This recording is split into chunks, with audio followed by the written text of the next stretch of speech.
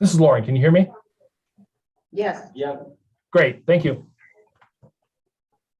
she's, are we ready? I believe so. Oh, are we ready, Sherry? Um, Okay, that's fine. Just a I wasn't minute. up. I wasn't sure if I missed you. we are live. Okay, great, thank you. Welcome, everyone. Good evening. It is 5:31 p.m. And I now call to order the City of College Place City Council Workshop for Tuesday, December 6th, 2022. Sherry, will you please take roll call? Yes. Mayor Hernandez, Present. Councilmember Jessup, Present. Councilmember Cleveland, Present. Councilmember Espinoza has asked to be excused. Councilmember Peterson, Present. Councilmember Williams, Councilmember Sherman, Present. and Councilmember Boyle. Present. And we also have Rob Roscoe from WCIA. Thank We you. do have a Welcome. quorum. All right. Well, I'm sure Councilmember Williams will be in any minute. So for now, will you all please join me in the Pledge of Allegiance?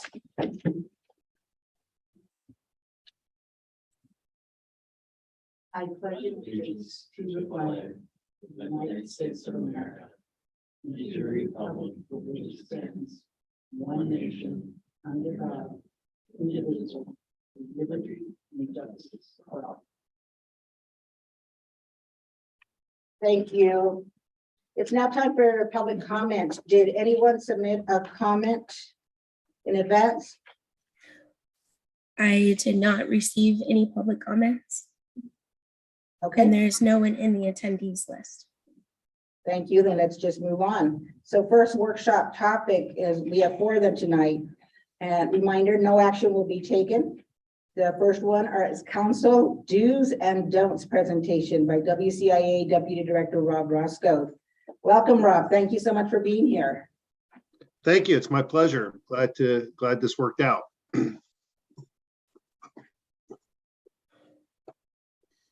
Can everybody hear me okay? You can, thank you. Good. Well, I do have a brief presentation, but please, during this presentation, if anyone has any questions, concerns, please fire them out at me. This works best when it's interactive. I'm here to hopefully answer any questions you may have regarding WCIA, your coverage with WCIA, both from property and liability perspective. With that, I can go ahead and share my screen if we are ready. At least I will try to. Okay, let's see.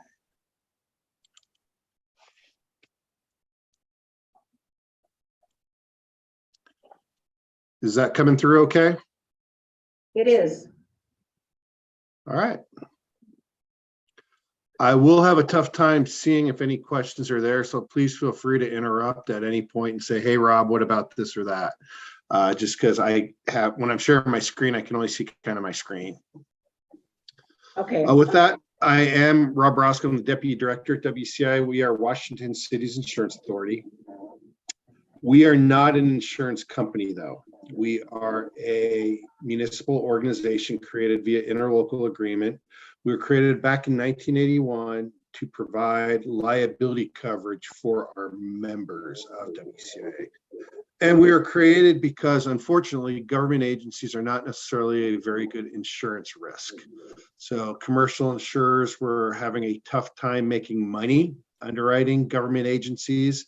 So they kind of pulled out of the state. And that was not just Washington, but nationwide. A lot of government agencies were having a very difficult time finding coverage. What coverage they could find was very expensive. And they didn't have a lot of input in how claims were being handled or covered. So they said there must be a better way to do this. And they basically created their own insurance company. And that's how WCIA became, or was created back in 1981 through a interlocal agency, government agency. We've since grown from 6 local agencies in the Puget Sound region to over 165 different members throughout the state of Washington. Now, to be a member of WCA, we don't insure just anybody who comes knocking on our door. We insure only municipalities, so we do not insure any county or state agencies, but you have to be a municipal agency or serve a municipal function. That is such as a sewer water district, a 911 dispatch center. You have to have a municipal function or serve a municipal function to be a member. And not only that, but we also are pretty restrictive as to who we allow to join, because you have to have at least average or better loss history to become a member of WCA, because what we do is we pool our money together, and we're basically in it together. So your losses may impact Walla Walla's losses, Richland's losses, Pasco's losses, Kennewick's losses, or assessments as well. So collectively, we hope to be doing this at a cost-effective means for our members. That's not to say it hasn't been difficult, especially in the last few years. Washington State in particular is in the middle of an insurance crisis. It's getting very hard for us to insure municipalities again, especially when we look at buying excess reinsurance coverage, which I'll talk about on the next slide. But some of the advantages of being a member of WCA is, one, we are run by a board of directors that are imposed entirely of our members. Give you a little bit of background history. I worked for WCA from 2000 to 2005. I actually left and started working for a member city. I worked for the city of Auburn for, I think it was like 12 or 13 years. So I understand municipalities, I understand municipal risk, and I also understand what it means to be a member, as well as work for WCIA, and what you guys need for your coverages, and as well as trainings and services that we provide for our members. And that's really where we excel. We really try to provide members and tools to avoid risks and reduce your municipal exposures through training, risk management advice, and through our claims handling. We have 4 in-house claims handlers that deal with all claims that are filed against municipalities, as well as potential lawsuits if they arise to that level. But the nice thing is, if there's something out there that the city is looking at doing, we're not going to tell you no, don't do things as much as we'd like to. We understand you have to provide services to your residents. What we'll do is try to give you best practices and tools to try to help eliminate or minimize those exposures with what you're doing for your residents within your municipality. Our rates are pretty stable and transparent. We use an actuary to set our rates. It is getting harder and harder to keep them stable, just because the way losses have been and the way reinsurance costs have gone up, especially these last few years. Just to give you an example, WCA takes on the first $4 million of every loss, so that we pay that out of our direct general fund, not general fund, but basically we have funds set aside to pay our claims, and we pay our claims through assessments that we collect annually. But then we buy reinsurance above those layers. There's a layer of reinsurance that we've never hit, between $15 and $20 million. Last year we renewed with that carrier. That was the only layer that remained the same. So that's the only one I can kind of give you a good apples to apples comparison as to how difficult of a market it is out there for municipalities buying liability insurance. We renewed with that carrier. We only had one carrier that was willing to offer us coverage at that layer.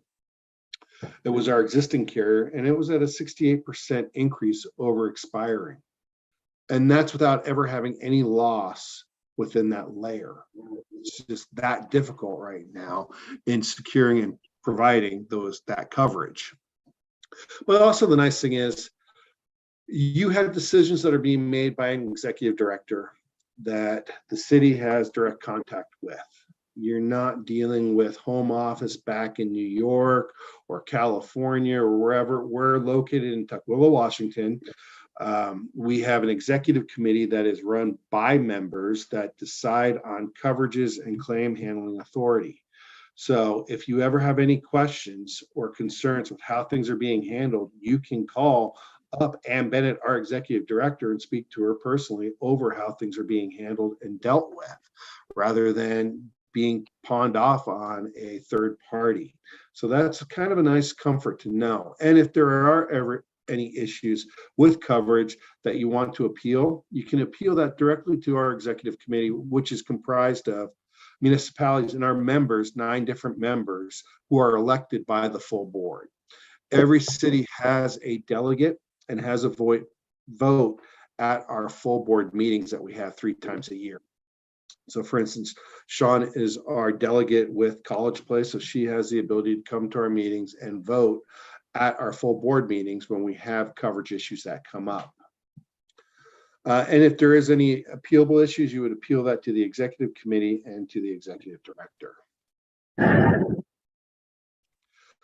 For coverages, we do provide up to $20 million in liability coverage. Every member of WCA has to be in our liability program. And like I said, we don't just take on any municipality that wants to join. I've had a lot of cities, especially in the last few years, as the market's turned, want to join WCA that we said, thanks, but no thanks. We don't think that it's going to be a good fit. For one, they may be too large. And when they're that large, they may not be calling for our advice or I don't want to say drink our Kool-Aid, but in essence, following our risk management advice and principles. And we want members that are going to be proactive with liability exposures to help reduce our costs and everyone else's costs as well. So with liability, your assessment is inclusive of both cyber and pollution. So you do have some cyber and pollution coverage as well as the liability, but we also offer additional coverage with property and auto physical damage. Property is done and written on what's called a replacement cost basis. So for instance, I don't know if you heard, there was a recent fire in Ellensburg, I think it was on the 3rd. We just renewed our property program and they had, unfortunately, a total loss of their racket and tennis club. It burned down to the ground from an adjacent fire at a hay processing company. So unfortunately, that's a total loss. But now it was on their schedule for $5 million. Well, I don't just write a check for $5 million. They get to rebuild that structure using same square footage and materials as to what it would cost to rebuild it in today's dollars. Now, we ask our members to keep their schedules up to date, so that's reflective of that cost. But the nice thing is, if it's going to cost $8 million, they're going to get an $8 million facility now to rebuild that structure.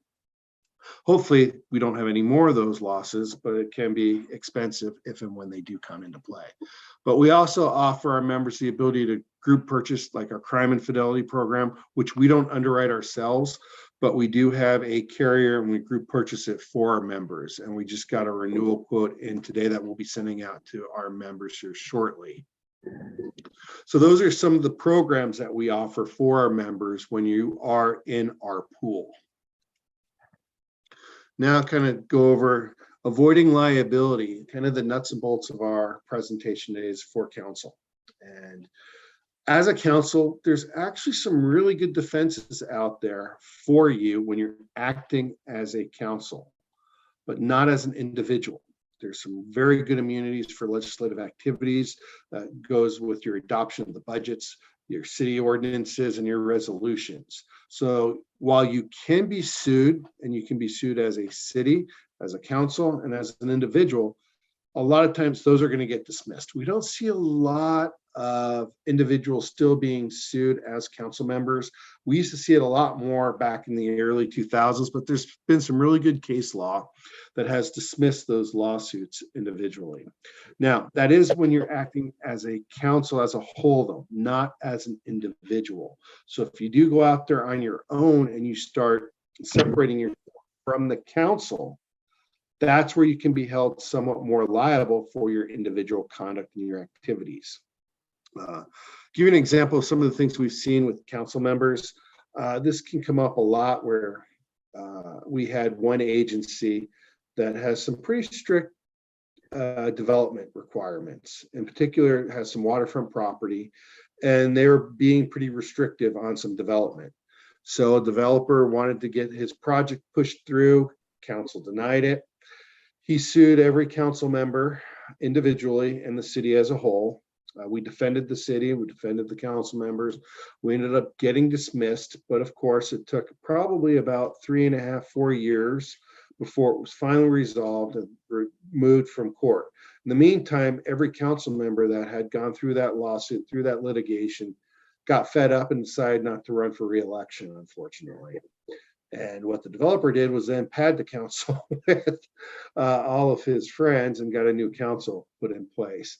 But the frustrating part is we got it dismissed, didn't have any liability there, but 4 years later, we had a new council and a new process. So while we won, the frustrating part is having to defend and go through that process. But unfortunately, that's why we exist, is to provide those services for the city and to defend the city if and when lawsuits and claims get brought against you. Some of the things we really see being a big exposure for council is in land use. Nice part is with College Place, I believe you guys are using a city or a hearings examiner, correct? I thought I saw that in your code. Yes. Good. That's one of the first things I did when I started working for the city of Auburn, was to change our form of review and take council out of that quasi-judicial capacity. Because when you're doing so, you have to do so under what's called an appearance of fairness doctrine. And that can be very difficult to do, because as a council member, as you know, when you're out in the public, a lot of people like to talk to you about their issues, and some things they could talk to you about are pending land use issues. And when you're doing so, you cannot listen and act or rule upon what's not in the record. You have to make your rulings as to what's officially entered into evidence or on the record. And unfortunately, during public comment, at council meetings, and when you're just out in the general public, you're going to hear a lot of opinions about a lot of different issues. And it's very difficult to tell people that you can't really talk to them about that when you're in that quasi-judicial capacity. By removing yourself from that capacity, that's okay. Now you're not making those judicial rulings, and you can kind of hear from your residents as to what their concerns might be. So it eliminates any of those arbitrary and capricious decisions that could arise when you're acting in that capacity. One of the worst claims we ever had to deal with was Westmark versus the city of Burien. This was it started back in the late 90s when Burien first incorporated. And they incorporated because they were trying to control the growth within their corporate boundaries. They were unincorporated King County, and there was a lot of multifamily development going on that they kind of wanted to control themselves. So they incorporated. Westmark was a development that was going to have some impacts. And unfortunately, it was also going to impact some views that some people had, and even council members had, of Puget Sound. So there was some concern with that development. And unfortunately, there were some allegations that the city was delaying the process too long. It was first vested under King County rights, but when the city took over, they took over the development process. And if you listen to the city was trying to work with the developer that sometimes did not always have complete applications or permits or plans in place, so that they would have to have them redevelop or resubmit. The developer felt like the city was unnecessarily delaying that so that they could withhold and delay the project so it wouldn't ever get complete. Unfortunately, that went to court. We lost to the tune of $10 million. So these things can be very expensive when you're dealing with these type of developments. Mission Springs versus Spokane is another situation where you had a mayor go out to a development and basically told the building official, do not issue building permits for them, despite city attorney and the building official telling the mayor that they had to, because there's no valid reason to deny those building permits. Well, the mayor said, I'm the bottom line. The buck stops with me, and I'm telling you not to do so. Well, the city of Spokane got sued for that, and they lost because, again, there was no valid reason or rationale to deny those permits because they had met all the code requirements at the time. That's not to say you can't win, because there are a number of cases that we've taken through the land use process that you can win as long as you're following your code and your process. I will caution you about development agreements. Development agreements are a creative process to try to circumvent some stricter code or compliance issues in a certain area. That gives you some flexibility. However, they have some limitations. One, I caution you because I have firsthand experience about these issues when I worked at a municipality where they can bind future council to things and agreements that are put in place for quite a long time. So be very careful about the wording in development agreements. There's a recent case that recently came down recently where a municipality denied a development because development agreement had expired. Well, the developer said the reason it had expired is because staff and the city was delaying their permitting process and approval process unnecessarily so. And the court agreed. So even though they had a basis saying the agreement had expired, they said the reason it had expired was due to staff's neglect and negligence. Therefore, there was some liability about that. The difficult part with development agreements too is it's more contractual based. It's not necessarily a tort. WCI provides coverage in tort law for your negligence, not necessarily for your breach of contracts. Breach of contracts are not covered through WCA, so there could be some uncovered issues that arise through the use of those agreements. So it's just a very cautionary tale about that. I would say make sure you're talking to your city attorney about the construction of those agreements to make sure that today's council as well as future councils are going to be okay with what's put in place within those agreements. Another area of concern that we've seen council get into some problems with is definitely in the personnel area. We would say try to stay in your legislative role. You have a mayor and you have a city administrator. Let them be the executive. Let them deal with those personnel issues. Your role as a council is to deal with the budgets, your policies, and your city codes. Do not get into the hiring and firing decisions unless it's a hiring of a component of council, such as a city attorney or a chief administrative officer. But outside of that, you do not want to stray into that area. If anyone tells you they know everything about personnel law, I'm telling you now, they're probably lying because it's so complex and it's so dynamic, i.e. what's legal today may not be legal tomorrow based upon court decisions that come down within the Ninth Circuit, which is the circuit that we're governed by for federal issues. And unfortunately, it's a very large circuit, and sometimes you even have contradictory case law where it may be illegal here, but it may be illegal there, or it may be illegal. It just changes so frequently that I say, do not insert yourself in that role. But another area of concern also has to deal with harassment and discrimination. In particular, harassment and discrimination is very difficult for elected officials because the recourse an employer has if an employee is violating these policies and procedures that are put in place to protect employees is to effectuate someone's potential employment with the city. i.e. if you have an individual that is basically harassing a coworker or violating internal city policies and procedures, ultimately that employee may be disciplined up to and including potential termination.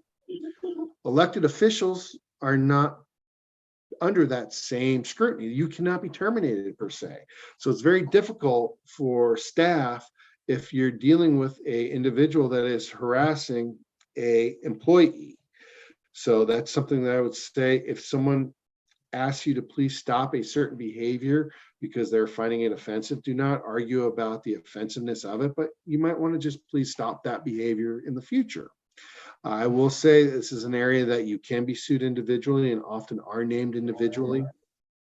Now with WCA, we offer coverage up to the $20 million for the city of College Place, employees, elected officials, and volunteers. You are a named entity in our coverage document, as long as you're acting within the course and scope of your duties for the city. So if you are intentionally harassing another employee or an employee of the city, you may be outside of your scope as an elected official. So coverage may not even attach if that's the scenario. Very rarely does that come into play, but it's something I have to caution you about because it is very difficult for us when we have allegations that an employee is being subjected to that type of behavior from an elected official. Also, you are the city of College Place.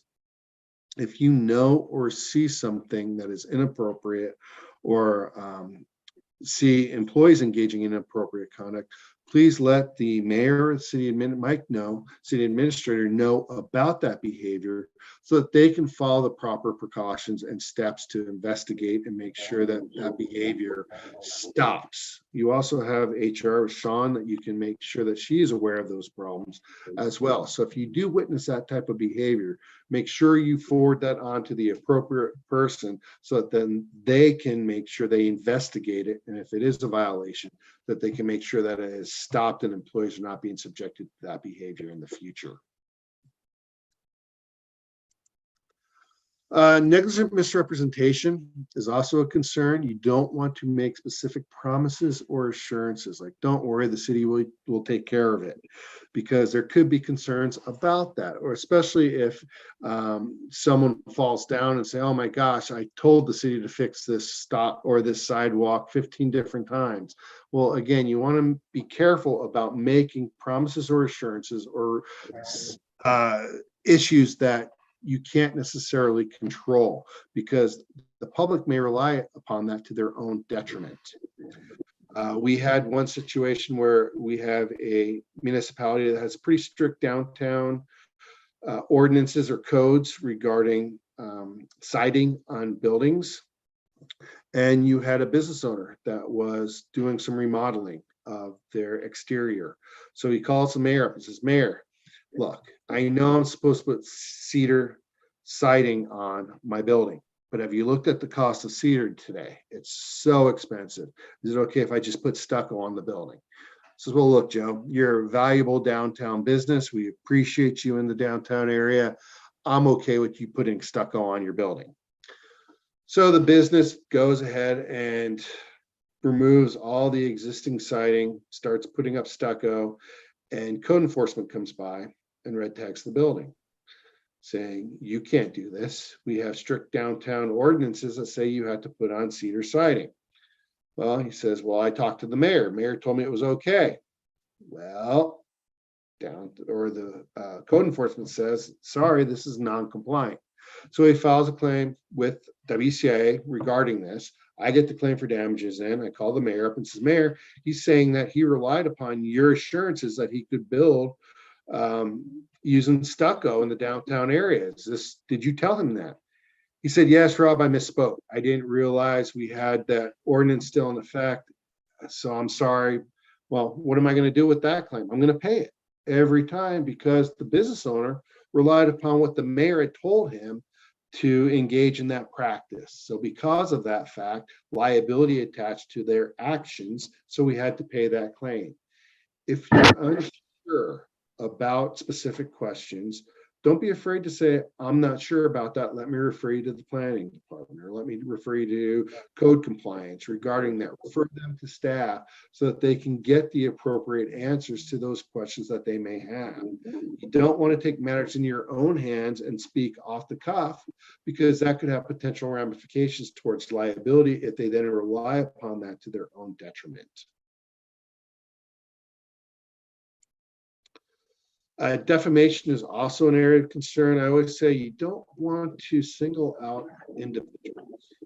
Try to speak in generalities, but once you start naming individuals, in particular, maybe you have a code enforcement issue and you start referring to an individual as a junkyard or a slumlord, that's where you're going to get into trouble. If you talk about specific facts, that's okay, but be careful about that.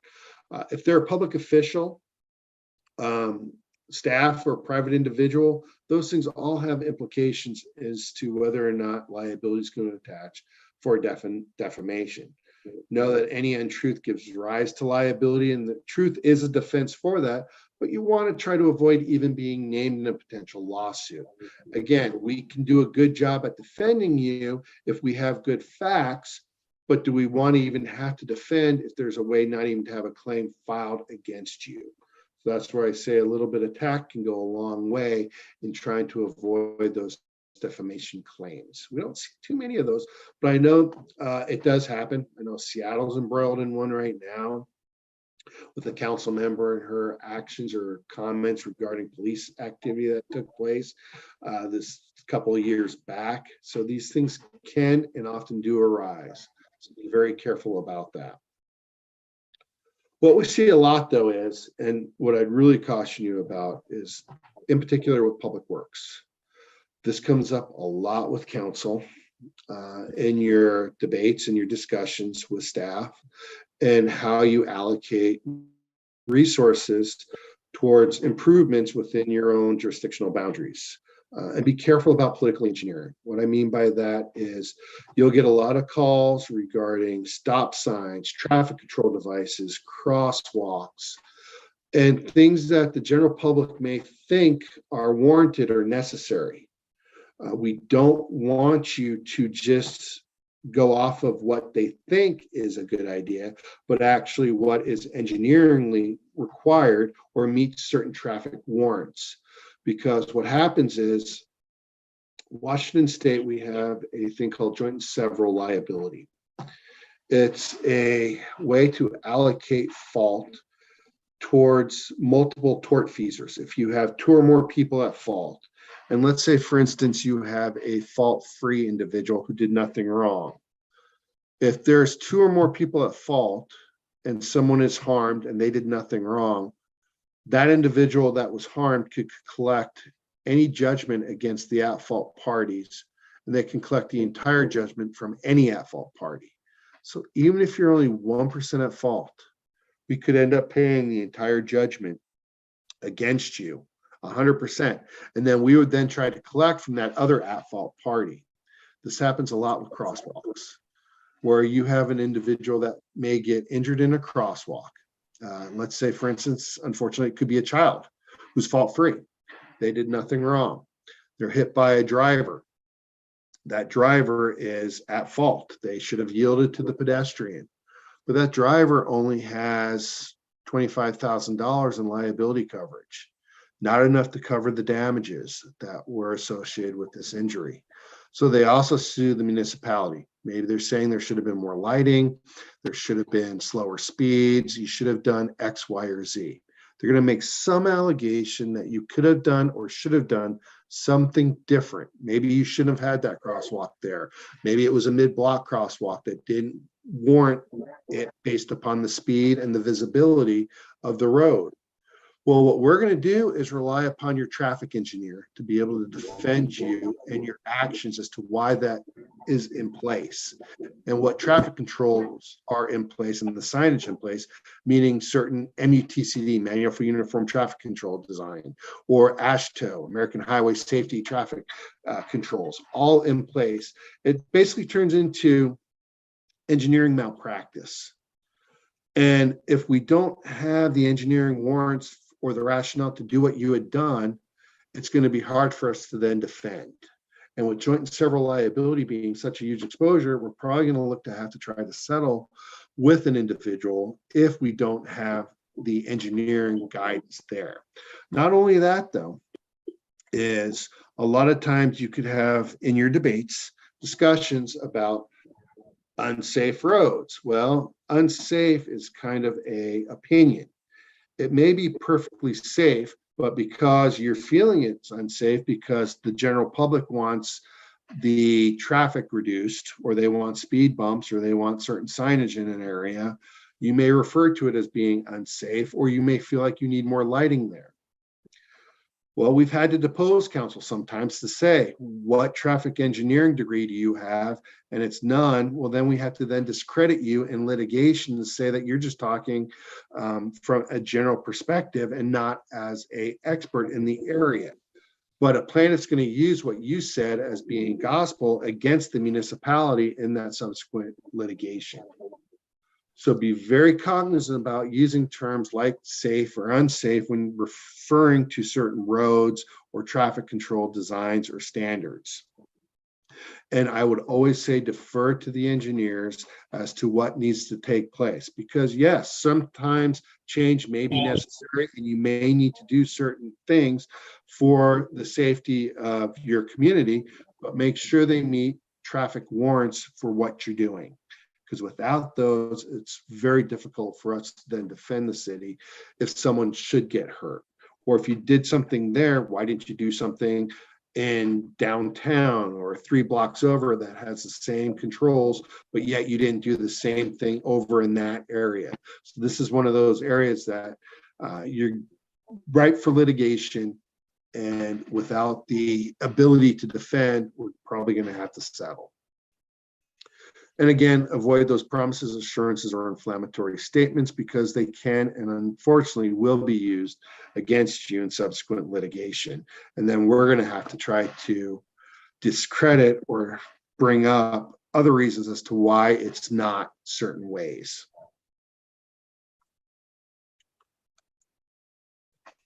Executive session is also a great tool for you to have very frank discussions.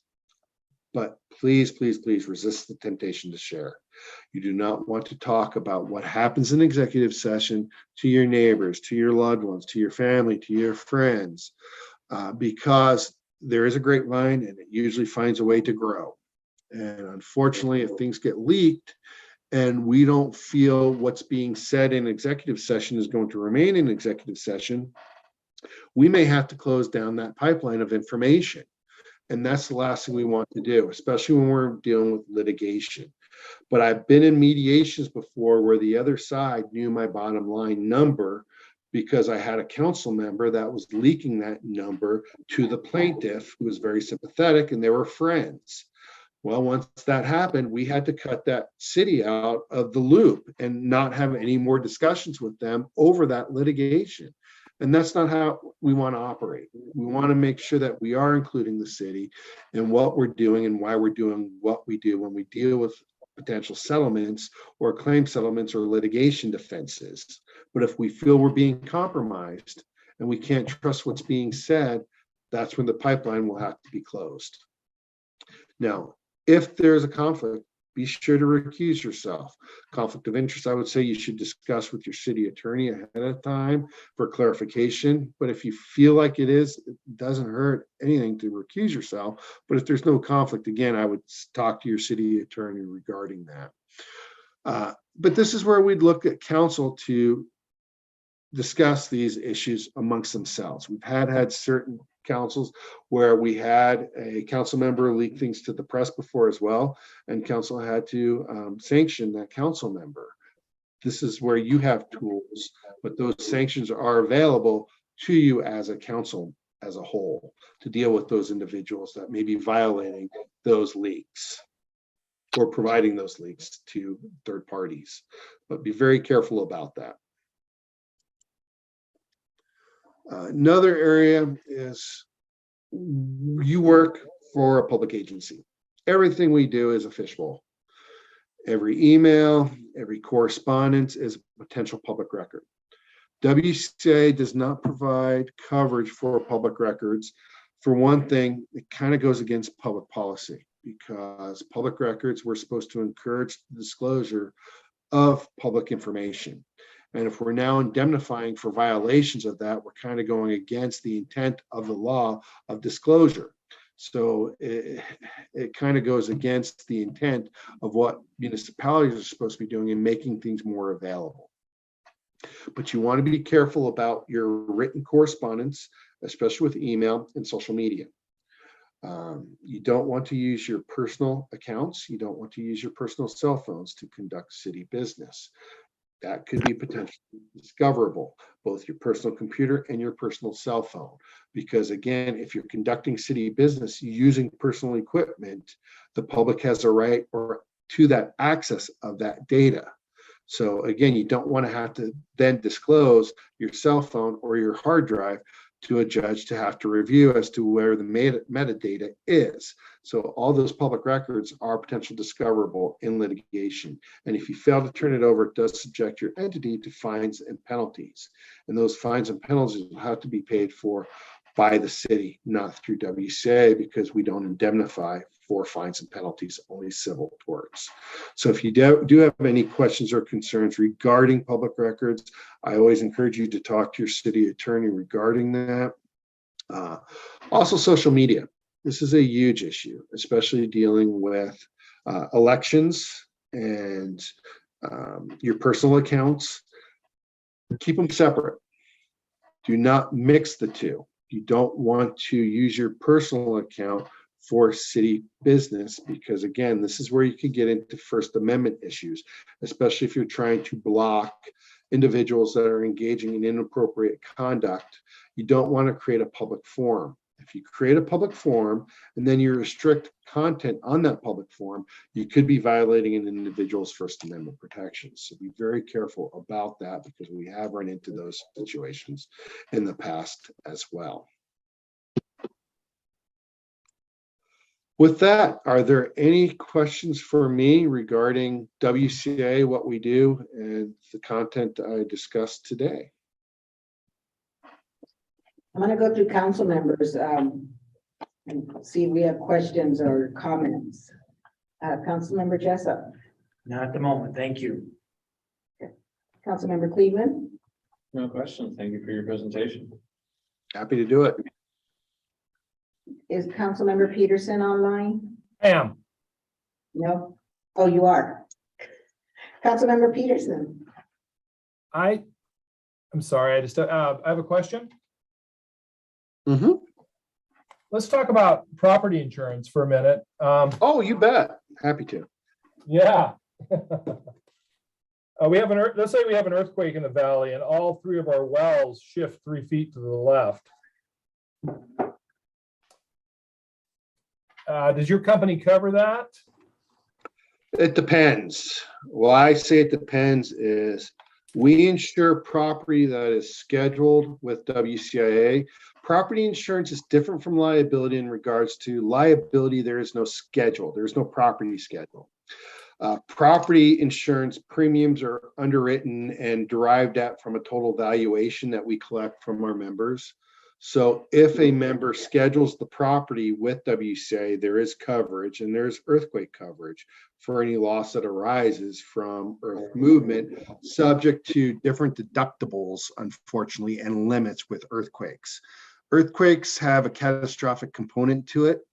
So we have somewhat limited coverage for earthquakes. We have up to $165 million in limits for WCA per occurrence for earthquakes, for all members that would be involved in that earthquake scenario, subject to deductibles of 2% of the values that were involved. So yes, there's coverage if it's scheduled. It's limited and shared amongst all those involved, if that helps. We currently insure close to $14 billion worth of property throughout the state of Washington. So we have a lot of exposure out there, and I can't say for sure whether or not you have your reservoirs or your wells insured on the schedule, but they would have to be listed on the schedule for replacement cost coverage to be covered. And just to add on that, based on our past debacles with water and so forth, it is on the schedule, so, okay, yeah. good to know. Mike, I'm sorry, you said it is on the schedule? Yeah. Okay. Yeah, heaven forbid. It's just that we've just invested a lot of money in a couple wells here recently, and we're going to continue that. And hopefully we never have the conversation. But it's kind of been a top of mind thought with us as we pour money into the ground. So yeah, thank you. Yeah, I would love to buy more earthquake coverage. I try every year. Actually, last year we did raise the values or the total limits from 150 to $162.5 million. That was the first time in 20 years we were able to have the markets increase our limits for earthquake coverage. So we try every year to get it. It's just not always available. Great. Thank you so much. You bet.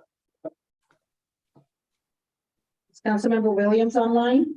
Yes, I am. I don't have any questions. Thank you. Councilmember Sherman, I don't have any questions either. Thank you. Councilmember Boyle. I am here and I don't have any questions. So thank you for your presentation. Happy to do it. All right, any other questions or comments? All right. Well, thank you so much, Rob. We really appreciated your time. This is so helpful. Oh, no problem. Glad to do it. Take care and have a great meeting. It's also a bit scary, but thank you. It is, but that's what we're here for. We're here to help.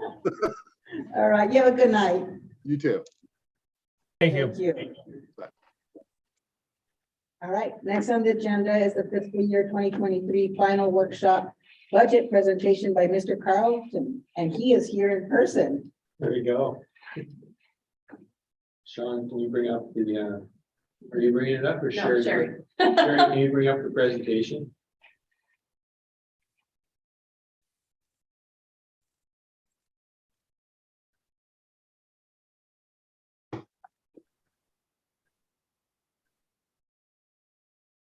So I was asked to bring the presentation one last time to council before next week. On to the next slide.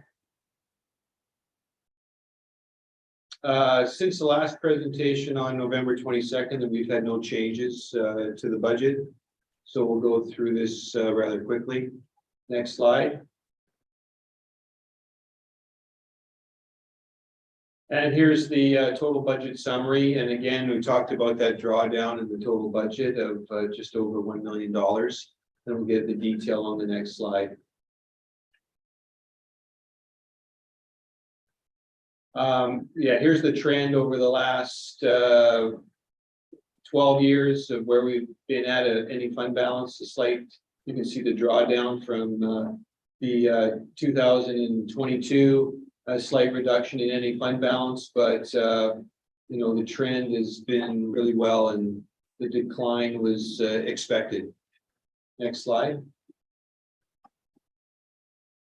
I won't go through all these in detail. We've talked about these before. In the current expense, we do have that drawdown, and again, that's related to the ARPA expenditures that we received the money in prior years, and we're going to expend it over 2023 and 2024. The other key area is down in the capital reserve funds in the middle, and the REIT that is associated to the money we've been accumulating for the Lions Park project.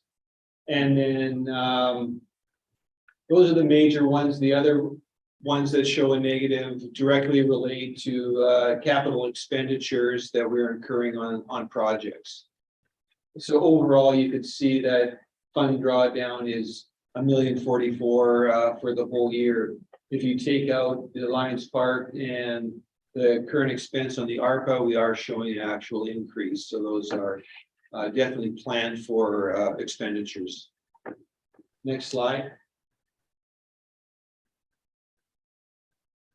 So here is our reserve contingencies. I won't go through it in detail. You can see we're in compliance with all but under the current expense reserve fund. That is a targeted amount that we are trying to approach. So we are slightly under, but we're moving in the direction of meeting that.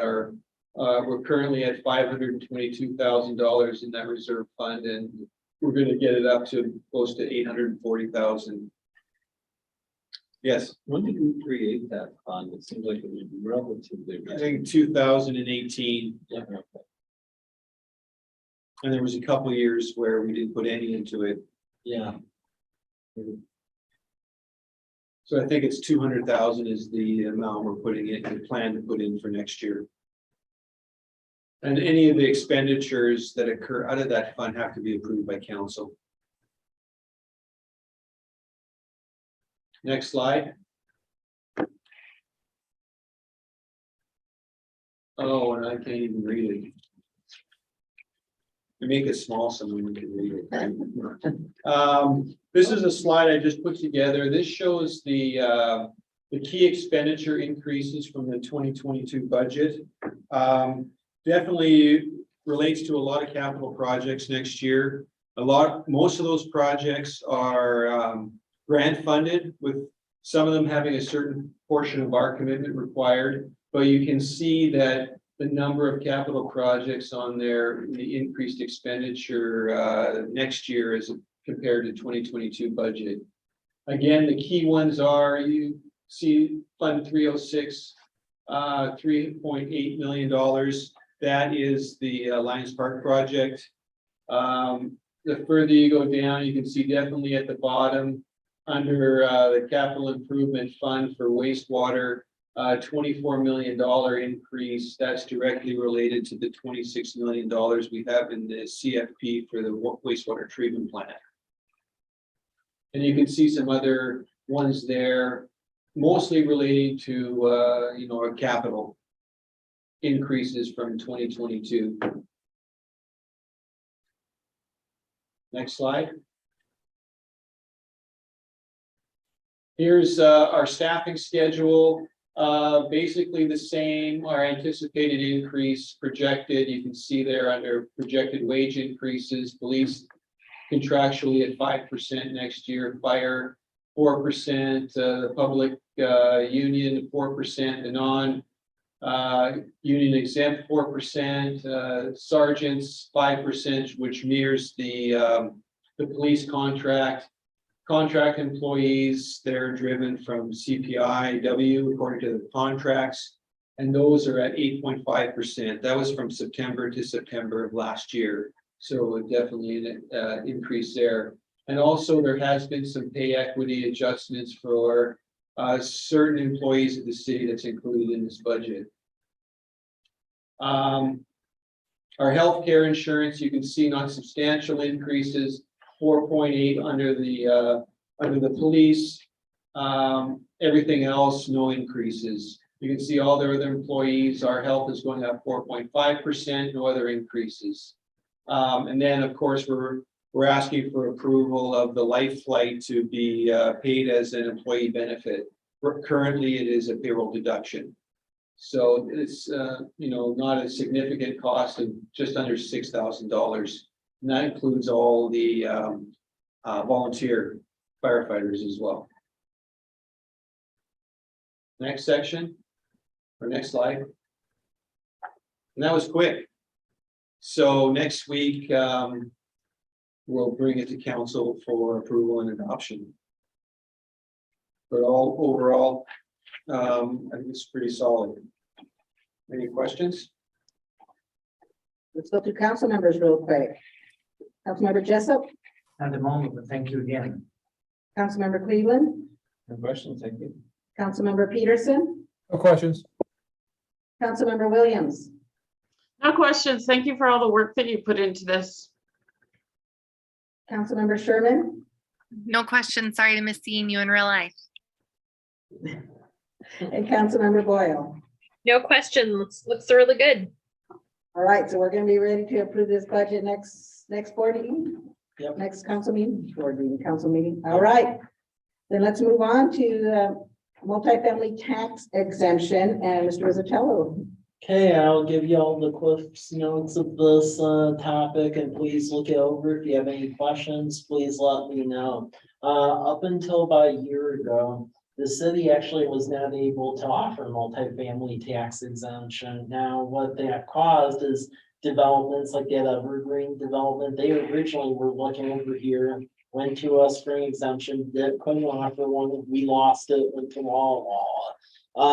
This is very common in pretty much every other state, and the weird thing is with the way the old law was written was that you basically had to be a city in a county over 100,000 or a county seat in any county, or basically cities above 20,000 in counties less than 100,000, which is a really weird thresholds. So you could tell someone was lobbying back in the day. So anyway, what they did a year ago is they made this weird opening provision where they changed the definition of what is a city. And after all of that stuff, they put in anyone else that doesn't fit these thresholds until 2026. So it's really key for us to get going in this, because the clock is ticking. We need a lobby to take that arbitrary sunset provision out that the state put in for some reason. That's on our legislative agenda. The code before you, the state's actually made it relatively straightforward. So they actually have a boilerplate code that you can download off their website and then tweak to your satisfaction. And that's really what you see in front of you. So you can offer an 8-year property tax exemption, a 12-year with over 20% of units being affordable at that time frame, or you can do a 20-year for certain nonprofits that are in the housing arena that are serving the needy, essentially. And then you have to target these areas to areas where there's public transportation, where there's, they use the terminology of residential villages. So that means population density and then access to jobs. So what we've done is we've listed a couple areas in there. And with that, the areas in there are essentially the downtown College Avenue corridor, because we're trying to get residents down here support the businesses, the North College Avenue, so Whitman up of Blaylock, the area of Whitman and Myra Road, and then the Stone Creek area across from the high school, because the rear part of that property does have some multifamily land use where this could play nicely. There is a process by which to essentially take away the certification if the developer does some shady stuff over time, and there's a whole certification process. And in essence, this goes through and advise, as the code's currently written, would essentially go through an initial review by the Economic Development Commission, and you would get a recommendation from them and then move forward with that if you so choose. By passing this code, this isn't just carte blanche. Now, once you pass it, anyone just automatically gets it. There is a thorough review process, and essentially you can determine yay or nay based on a variety of criteria in there, such as meeting the comprehensive plan, the design standards, whole litany of things. I would mention the state of Oregon, just south of us, they have a program almost identical called vertical housing, and they've had it for decades where any jurisdiction in the whole state can just use that. So it's a little strange that they have this program up until late. It was a very narrow scope. And this is something we've been fighting for a while, because as I've said many times, Colfax could use this program because they're a county seat, yet they only have 2,800 people, and we have 10,000 almost equivalent up until lately. So that really was not a good thing. So that's what's in front of you. If there's any questions, please let me know. The Economic Development Commission, they voted in the affirmative to recommend adoption of this at their November 14th meeting. And if there aren't any further comments, this will go forward for action at the next meeting, because there are a couple of developers in the pipeline that have an interest in this. So it definitely will spur some considerations that definitely wouldn't be there otherwise. All right, thank you. Mr. Jessup, any questions or comments? Not at the moment, thank you. Mr. Cleveland? No questions at this time, but thanks for looking into trying to get our housing around and get a little bit more affordable. Good that we're working on. Mr. Peterson? No questions, thank you. Ms. Williams? No questions, thank you. Ms. Sherman? No questions, thank you. Hoyle? No questions, thanks. All right. Thank you. Let's move on to the last item on our agenda. It's the draft franchise agreement with Ziply Fiber, and Mike will continue presenting on that. Okay, this is very straightforward because of our streamlined franchise code process. So as you read through the code sections, there's a litany of code sections, but they all tie back to the municipal code sections in our code, because unlike other cities, we basically put the whole kitchen sink in the municipal code, so they just reference it within these, within the franchise adoption, so it follows identical structure to the other Pocket INET and other franchises, because in the state, you can't be covering the side deals with telecommunications franchises. They all have to look exactly the same. So this one does. In Ziply, that company, they basically have bought the assets of Frontier Communications, which many of you may have heard or may not have. They used to run telephone and really slow internet in the rural areas. Now they've gotten a lot more capital, and they're jumping into areas where there's donut holes, like what college places had for a number of years now. City of Walla Walla, they've already adopted their franchise with Ziply a couple weeks ago. Initially they weren't considering us. We harassed them quite a bit, and now they are. So what's happening is the next couple of quarters, they're gonna slowly do the build out over in Walla Walla, and we're trying to time this so they could do ours around the same time frame.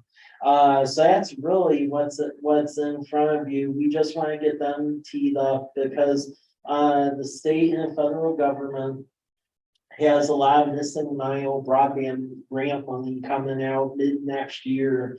And I've sent emails to all them about be at the table or on the menu as far as with the broadband, because either they can be partners with us, and then we help them get the grants and everyone is served appropriately, or if they don't, and you demonstrate to the state and feds that you've made movements to try to get the private sector to do it, then that will allow us to. That would be a last resort because it is an arduous process, but other places like Ellensburg and Anacortes have done it. Because sometimes the providers get a little bit cocky when you have a narrow band of providers. So we're trying to get them just teed up, and hopefully they will be another partner to do an appropriate build out, which we now have a better feel for because FCC just released brand new broadband maps. Okay. Any questions, Councilmember Jessup? No, thank you. Councilmember Cleveland? No questions, but thanks for getting people interested in providing fast internet services in the area. You know, he says we harassed him, but really it was he harassed him. Mr. Peterson, No questions, thank you. Ms. Williams, No questions, thank you. Ms. Sherman, No questions. Thanks, Mike. Ms. Boyle. No questions. I'm excited about this. Yes, thank you, Mike. Yeah. Really, thank you for, I know that's taken a lot of labor to get this into the agenda now. Yeah. It's been pushed off a number of times as things were still getting settled. So thank you for that. All right, we're done with our workshop topics. Is there any other business for good of the order? All right, hearing none, I now conclude the workshop at 6:33 p.m. Thank you, everybody. Thank you. Good night. Good night.